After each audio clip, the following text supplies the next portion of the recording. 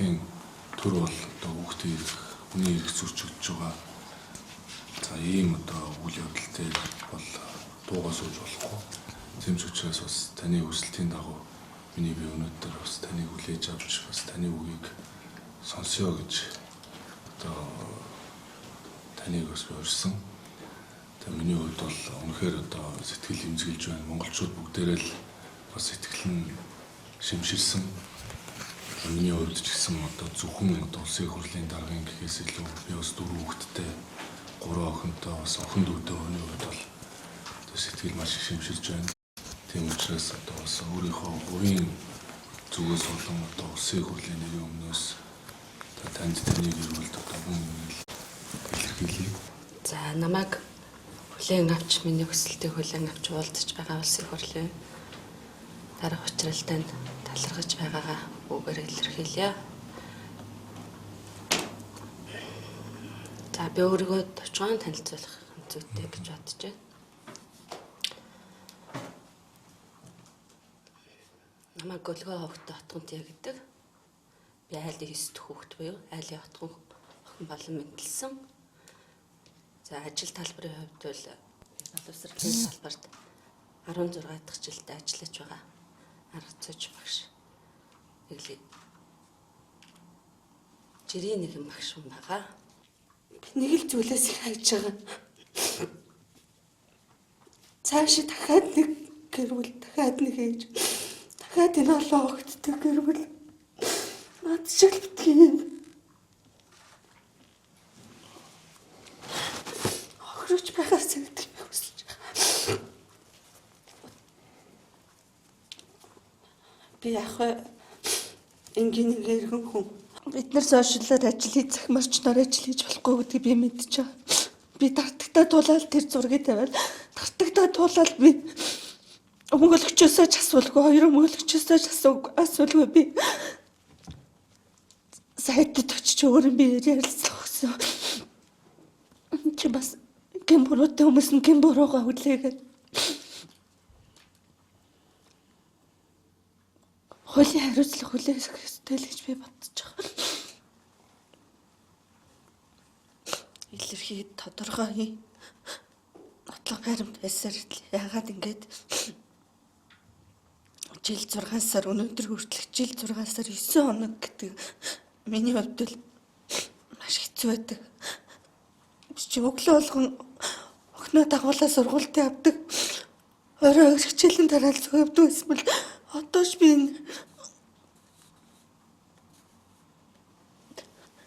надад зүгээр амтрах нь битгий л амьд яваа л их байна. Та бас өөрөө боловсролын салбарт ажиллаж байсан хүний хувьд би нэг зүйлийг ингэж бодсон. Одоо энэ ерхий боловсролын сургууль буюу одоо энэ ерхий боловсролын сургуулийн төвшөнд энэ ялгуурлан гадуурх буюу энэ хүний эрх ёс суртахууны чиглэлээр соён гэгэрүүлэх одоо энэ сургалтын хөтөлбөрийг оруулж өгвөл тэ ялангуяа тэр өсвөр насны хүүхдүүд бие биенээ хайрлах, инэрх, хамгаалах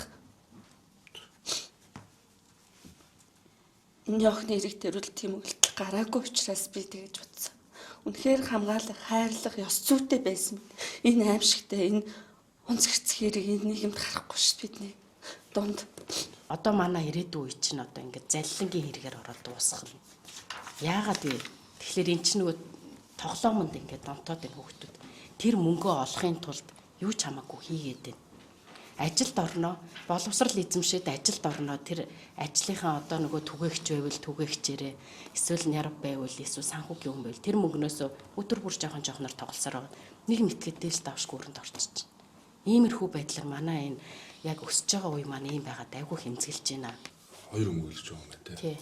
Тийм өмгөөлөгч нарт маш их одоо бас талархаж байна. Тэгээ мэдээж нөгөө хуулийн ялалтын байгууллагын энэ процесс үйл ажиллагаанд одоо шууд нөлөөлөх юм уу эсвэл хэргийн талаар одоо шүүх хийсэн шийд гараагүй учраас илүү дэлгэрэнгүй бас мэдээлэл авах нь мэдээ зохимжгүй.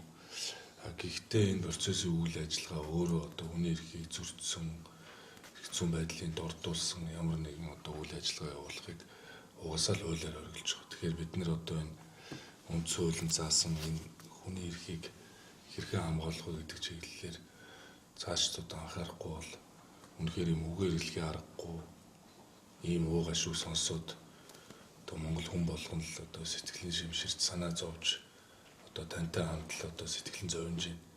Энэ чиглэл одоо энэ асуудалд анхаарах хэрэгтэй.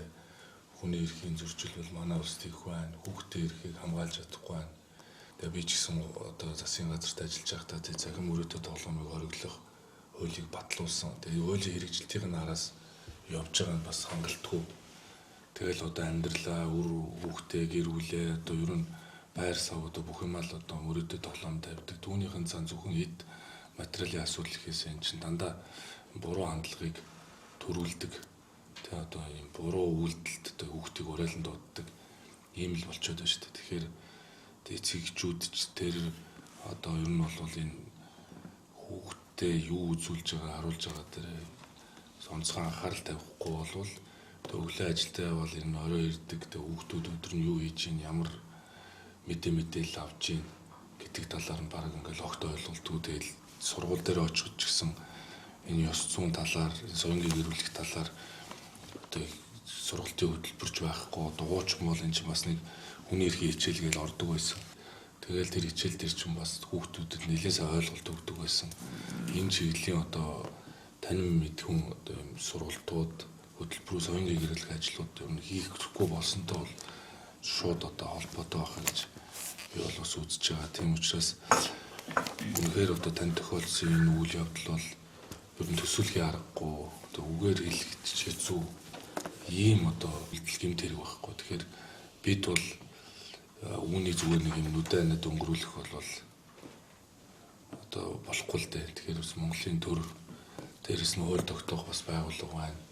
Бид юун дээр алдчихин цаашд ийм одоо онц хэрцгийгээр тэг хүний амьд үрж байгаа ийм одоо үгээр хэлхий аргагүй гарц дахиж одоо олон гэр бүл тохиохгүй тулд бас бид нар одоо бүх талаас хичээх ёстой. Тэгээд бүгдээ хамтдаа цаашдаа нийгэм олон нийтэд соёнгийн гэрүүлэх ажил дээр бол их сайн ажиллаж одоо урьдчилан сэргийлэх ажилд бол таныг би бас идэвхтэй оролцох ёстой гэж ингэж бодож байна. Охиндоо хийж байгаа бас том буян юм а гэж та бас ажилласаа гэж би одоо хүсэж байна.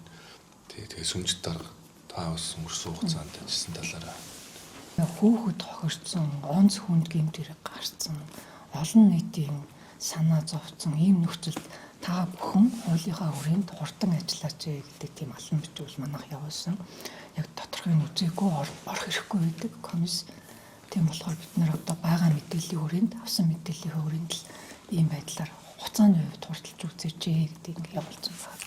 Саяны одоо хэлсэн тэр аюулгүй байдлыг одоо аюулгүй байдлыг энэ гэрч хохирогчийн аюулгүй байдлыг хамгаалах.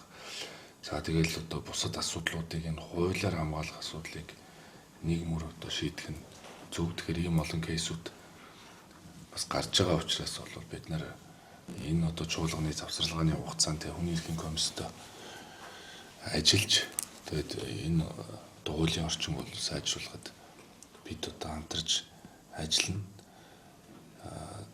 Одоо ер нь миний хувьд бол шинээр одоо бас энэ ажлыг томилогдсон учраас ер нь миний бас их анхаарах гол асуудал бол бас энэ хүний эрхийн асуудал юм аа л гэж би бол өөрийнхөө ажлыг бол үзэж байгаа. Би цаашдаа бас анхаарч ажиллах болно гэдгийг хэлье. За. Баярлалаа бид хоёрыг баярлалаа. Хүлээн авч үзэл бодлын юмс баярлалаа их хурлын дарга.